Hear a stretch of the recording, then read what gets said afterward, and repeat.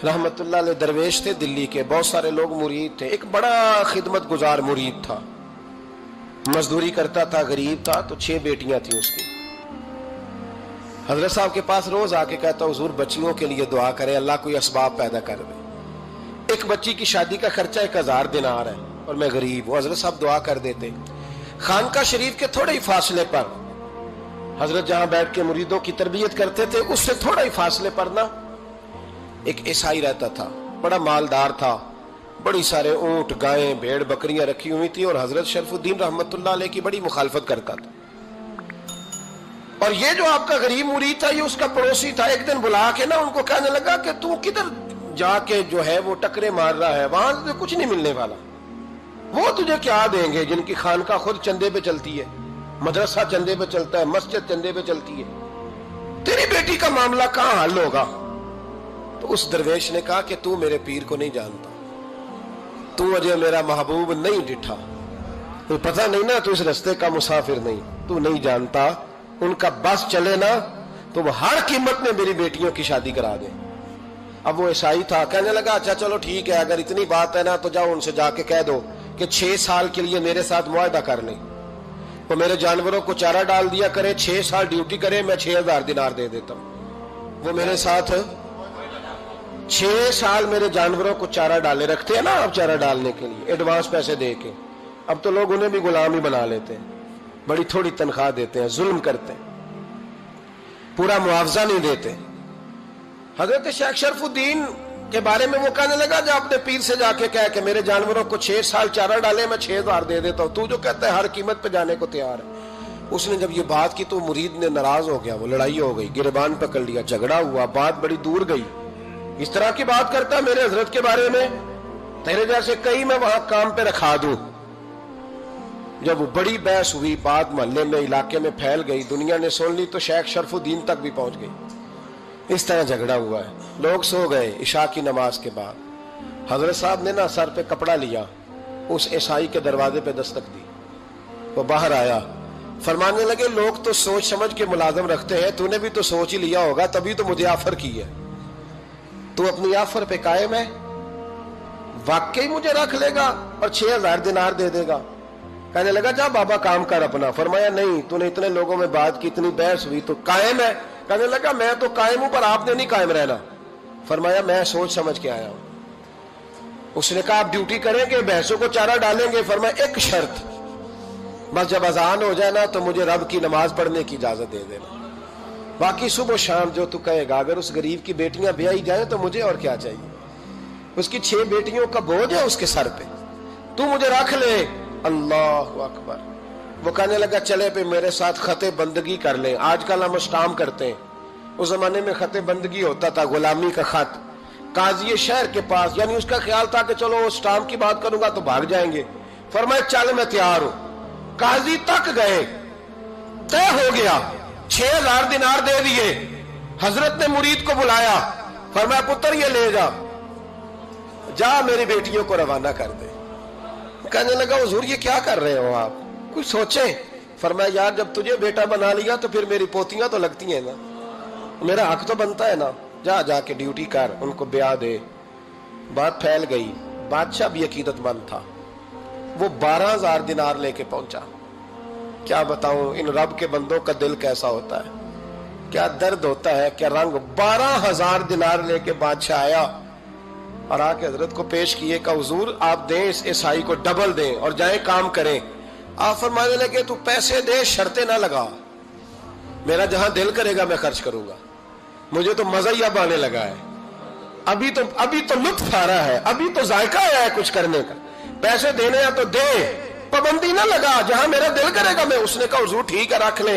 हजरत ने फजर मस्जिद में पढ़ी, जेब में 12000 दिनार थे, ऐलान फरमाया भी किसी और की बेटी भी बैठी है तो पैसे मेरे पास है। वो 12000 दिनार भी बांट दिया और 12000 दिनार बांट के ना तो फिर चले गए खेत में चारा काटने। उस ईसाई को किसी ने बतलाया कि उनके पास तो 12000 आया है, पर तुझसे जान नहीं छुड़ाई उन्होंने। वादा ये हुआ था कि 6 देंगे तो जाएंगे, जब तक देंगे नहीं तेरे घर में काम करेंगे।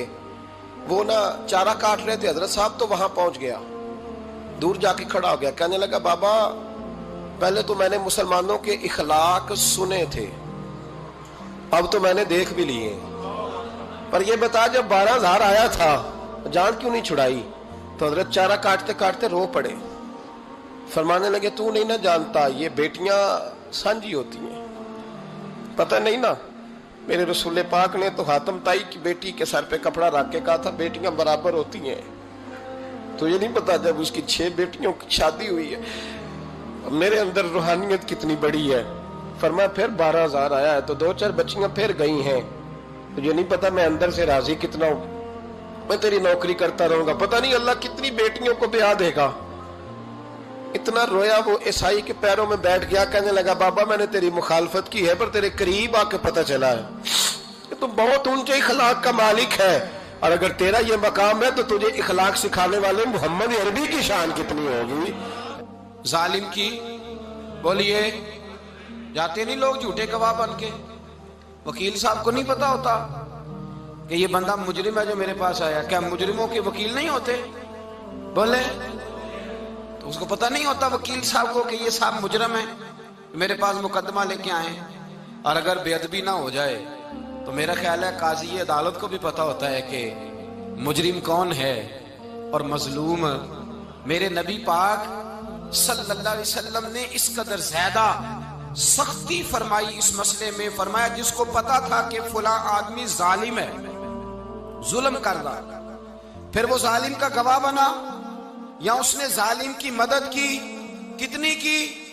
شارحین لکھتے ہیں چاہے اس نے ایک جملہ بول کے کی، چاہے ایک، سارے بولیے، چاہے ایک غریب کو اس نے ظلم کیا تو کہتے ہیں علاج یہ سی، چاہے ایک جملہ بول کے کی. شارحین اس حدیث کی شرح میں لکھتے ہیں ایک جملہ بول کے چاہے مدد کی. جس بندے نے کسی ظالم کی مدد کی کسی مقدمے میں یا کسی صورت میں اور اسے پتا تھا یہ ظالم ہے، میرے نبی پاک صلی اللہ تعالی علیہ وسلم فرماتے ہیں اگر اس نے مدد کی، ابھی ظالم کی بات نہیں ہو رہی، ظالم کے مددگار کی بات ہو رہی، اگر کسی نے ظالم کی مدد کی تو حضور فرماتے ہیں خدا بھی اس سے بری و ذمہ ہے، رسول بھی اس سے بری و ذمہ ہے. سنبھال کے رکھے اپنی نمازیں، قربانیاں، حج، زکوٰۃ سنبھال کے رکھے. اگر ظالموں کا مددگار ہے، الیکشن آ لینے دے، آپ کو نظر آ جائے گا کون کون ظالموں کا مددگار ہے، نظر آ جائے گا. اپنی جیب سے لوگ پیسے دے کے ظالموں کی مدد کریں گے، ان کے فلیکس چھپوائیں گے، بورڈ لگوائیں گے، جیبوں سے پیسے دے کے. ہم نے خود آگ لگائی ہے چمن میں اپنے، بے سبب گردشی ایام کو الزام نہ دو. ہم نے خود نور کا ظلمت سے کیا ہے سودا، کر کے توہین سحر شام کو الزام نہ دو. ظالموں کے مددگار میدان میں آ گئے. یہ چھوٹا لفظ نہیں، میرے حبیب پاک صلی اللہ علیہ وسلم نے فرمایا جو ظالم کا مددگار ہے سن لے جو سجن کے ساتھ کچہری جاتا ہے، وہ یاد رکھے جو دوست کا گواہ بنتا ہے، وہ یاد رکھے جو کہتا ہے میں مانگی گیا تھا، مجھے بلایا گیا تھا قبضہ چھڑانے کے لیے کسی غریب بیوہ کی جائیداد پہ، وہ سن لے تو مدد کر کے نہیں آیا، تو خدا کے ذمے سے نکل گیا ہے. رسول پاک نے فرمایا تیرا میرا تعلق ختم ہو گیا، تو ظالم کا مددگار ہو گیا. پھر تو کہتا میں بے چین ہوں، میں بے قرار ہوں، میں آزمائش کا شکار ہوں. پلٹ کے دیکھ تو صحیح تیرا گناہ کتنا بڑا ہے. میرے نبی پاک صلی اللہ علیہ وسلم کا ایک اور فرمان سن لیں، ابن ماجہ ابو داؤد میں موجود ہے. اس حدیث کو آپ نے یاد کر لینا ہے. کر لیں گے انشاءاللہ؟ سارے کہیے انشاءاللہ کر لیں گے یاد. حضور صلی اللہ علیہ وسلم نے فرمایا اگر تو ظالم کی مدد کرے گا نا، یہ لفظ دل کی تختی پہ لکھ لینا، یہ مکافات عمل ہے، مکافات عمل دنیا، ادھر کرو گے تو ادھر بھرو گے. فرمایا اگر تو کسی ظالم کی مدد کرے گا، سن لے حضور کا فرمان ہے، اگر تو ابن ماجہ ابو داؤد سیاہ میں موجود ہے، فرمایا اگر تو کسی ظالم کی مدد کرے گا تو رب تعالیٰ مرنے سے پہلے تیرے اوپر بھی ظالم کو مسلط کر دے گا. تیرے اوپر بھی ایک دفعہ ظلم ضرور ہوگا اگر تو ظالم کی، وہ کسی صورت میں بھی ہو سکتا ہے، کسی صورت میں بھی تیرا بیٹا ہی اٹھ کے ظلم کر دے گا، تو الجھ جائے گا، کسی نہ کسی جگہ تیرے لیے تباہی کا سامان ہوگا، تیرے اوپر ظلم ہوگا، اس لیے کہ تو ظالموں کا مددگار ہے. چاہیے یہ تھا کہ تو مظلوم کی مدد کرتا، انسانی ایمانی یقین کا فریضہ سر انجام دیتا. تو ظالموں کا مددگار ہو گیا. ٹٹول کے دیکھ لیں، رزلٹ نکال کے دیکھ لیں، ہمارے زمانے میں ظالموں کے مددگار زیادہ ہیں. اتنی لمبی زبانیں نکال کے ظالموں کی مدد کرتے ہیں. بڑے بڑے کالم نویس اللہ نے انہیں قدرت دی لکھنے کی، تو اپنا قلم ظالموں کی مدد میں خرچ کرتے ہیں۔ وہ لوگ جن کو اللہ تبارک و تعالیٰ نے قدرت دی، ہمت دی، طاقت دی، کچھ لوگ ان کے حلقہ احباب میں، وہ اپنے لوگوں کو استعمال کر کے ظالموں کی مدد کرتے ہیں، ظالموں کی مدد کرتے ہیں۔ میرے نبی کریم سید عالم نور مجسم صلی اللہ علیہ وسلم نے فرمایا، اگر تو نے ظالم کی مدد کی تو جب تک تو توبہ نہیں کرے گا رب تجھ سے ناراض ہی رہے گا۔ اللہ تجھ سے، او بھائی جس سے رب بھی ناراض ہو گیا، نہ کھانا نہ پینا نہ سونا نہ جاگنا نہ نیند، پھر تیری ہر چیز تیرے لیے آزمائش ہو جائے گی، پھر تیرا سایہ بھی تیرے لیے خوف کا سامان بنے گا، پھر زندگی جیتی جاگتی لاش بن جائے گی، تو اپنے کندھوں پر اپنی میت اٹھائے پھرے گا جب تو ظالم کا مددگار ہوگا۔ اور نبی پاک صلی اللہ علیہ وسلم نے فرمایا، ظالموں کا مددگار بھی ظالم ہوتا ہے، ظالموں کا مددگار بھی، سارے بولے، ظالموں کا مددگار بھی نہیں، کو نہیں، آپ سارے نہیں بولے، ایک دفعہ بولے، ظالموں کا مددگار بھی، پکی بات ہے، ظالموں کا مددگار بھی۔ اللہ اکبر، جس کا یارانہ ہو، جس کا دوستانہ ہو، جو کہے میں نے نا اس کو اوکھے ویلے کے لیے ظالم کو یاد رکھا ہوا ہے۔ کبھی مشکل میں رکھے نہیں ہوئے لوگوں نے ظالم دوست، کہتے میں نے رکھے ہوئے ہیں، بلکہ ہمارے دیہات میں تو کہتے ہیں میں نے بازو بنائے ہوئے ہیں۔ کس کو بازو بنا لیا؟ ظالم بھی کبھی بازو ہوتا ہے، جو ظلم کی تلوار لیے میدان میں کھڑا ہے۔ قارون، حامان، فرعون، نمرود کا حال نہیں لوگوں نے دیکھا؟ اپنے زمانے میں آپ نے کتنے لوگ نہیں دیکھے جن کے سائے سے، آواز سے لوگ کانپتے تھے؟ پھر پولیس کی گاڑیوں میں وہ اس طرح مردہ پڑے کہ دنیا نے تماشا دیکھا ان کا۔ یہ رنگ ہم نے دیکھے نہیں اپنے آنکھوں سے۔ فرمایا ظالم کا مددگار بھی، جو کار میں بٹھا کے لے کے گیا وہ بھی ظالم، جس نے چائے پلائی وہ بھی، جس شخص نے کھانا کھلایا وہ بھی، جو کچہری تک ساتھ گیا وہ بھی، جس نے فلیکس کے نیچے، بڑے شرابی کے نیچے چھوٹی اپنی فوٹو لگائی وہ بھی، جو ووٹ کی پرچی ڈالنے گیا وہ بھی۔ کہہ دینا باہر نکل کے کہ حضرت صاحب نے سیاسی تقریر کی ہے، کہہ دینا، پر بات تو سچی ہے نا۔ خوگرے حمد سے تھوڑا سا گلا بھی سن لے، خوگرے حمد سے تھوڑا سا بھی گلا۔ امام مالک کے پاس ایک بندہ آیا، اس نے کہا حضور میں درزی ہوں، ایک ظالم بادشاہ مجھ سے کپڑے سلواتا ہے، میں تو ظالموں کا مددگار نہیں نا۔ ایک ظالم بادشاہ مجھ سے، حضور میں تو مددگار نہیں نا ظالموں کا۔ جو فرمایا ظالموں کا مددگار بھی ظالم ہوتا ہے، تو کپڑے لے کے آتا ہے، میں سی کے دے دیتا ہوں، ذمہ داری نہیں۔ یہ ایک آدمی دکاندار ہے، اس سے کوئی بندہ چیز خریدنے آئے گا تو تھوڑی کہے گا میں نے نہیں دینی، تو دے گا۔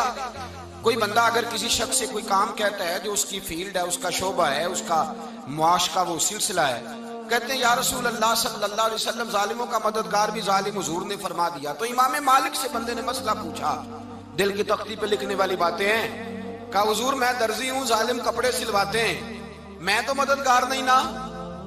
امام صاحب کہنے لگے نہیں، مددگار تو وہ ہوگا جو تجھے سوئی دھاگا فراہم کرے گا، تو تو پورے کپڑے سی کے دیتا ہے، تو تو خود بہت بڑا ظالم ہے، تو پورے سوٹ سی کے دیتا ہے، تو تو بہت بڑا ظالم خود ہے۔ مددگار تو وہ ہوگا جو تجھے دھاگا دے گا، جو تجھے بٹن دے گا، جو تجھے نلکی دے گا۔ جو ظالم سے اتنی نفرت ظلم کر کے بندہ ہے، یہاں تو ہمارے زمانے میں ہیرو بن جاتے ہیں لوگ، ظالم ہیرو ہے، لوگ اس سے ڈرتے پھرتے ہیں، گھومتے پھرتے ہیں، اور بہت سارے کم مزاج لوگ اس کے پیچھے ہاتھ باندھ کے پھرتے ہیں۔ ظالموں کی مدد کرنا، ظالموں کے ساتھ رہنا، یہ ظلم ہے، ظلم، یہ زیادتی ہے۔ میرے نبی پاک صلی اللہ تعالی علیہ وآلہ وسلم نے ارشاد فرمایا، یاد رکھو رب فرماتا ہے میں مظلوم کی مدد ضرور کروں گا، چاہے جلدی کروں چاہے دیر سے کروں، میں مظلوم کی مدد۔ اور حضور صلی اللہ علیہ وسلم نے فرمایا ہے، حضرت معاذ بن جبل کہتے ہیں حضور نے مجھے یمن کا گورنر بنایا، جب میں جانے لگا نا تو حضور نے بڑی نصیحتیں کی، بخاری میں موجود ہے، فرماتے ہیں جب میں پلٹنے لگا تو میرے رسول نے فرمایا معاذ ایک منٹ ٹھہر جا، ایک بات میری یاد رکھنا، اس کو نہ بھولنا۔ کہا حضور کیا؟ فرمایا دیکھنا کسی پہ ظلم نہ کر بیٹھنا، کہیں تجھ سے زیادتی نہ ہو جائے۔ محبوبہ پھر حضور نے فرمایا سن میرے معاذ، میں تجھے گورنر بنا رہا ہوں، زیادتی نہ کر بیٹھنا۔ یا رسول اللہ صلی اللہ علیہ وسلم کیا ہوتا ہے؟ تو میرے کریم نے فرمایا جب مظلوم دعا کے لیے ہاتھ اٹھاتا ہے تو عرش کا مالک کہتا ہے فرشتوں پیچھے ہٹ جاؤ، عرش کا مالک کہتا ہے فرشتوں پیچھے ہٹ جاؤ۔